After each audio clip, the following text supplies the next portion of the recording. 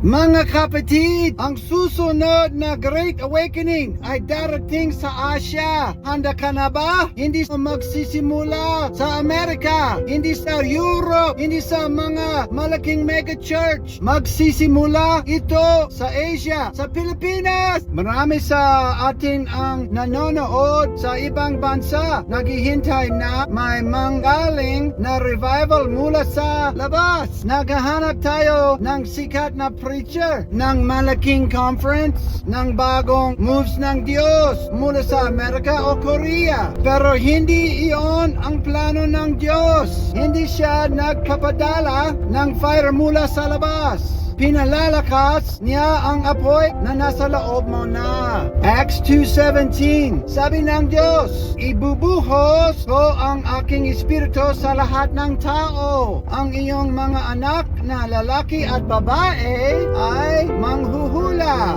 o prophesy. Hindi sinabi ng Diyos, ibubuhos ko ang aking espiritu ng Amerika lang. Sa lahat ng tao, sa lahat ng bansa, kasama ang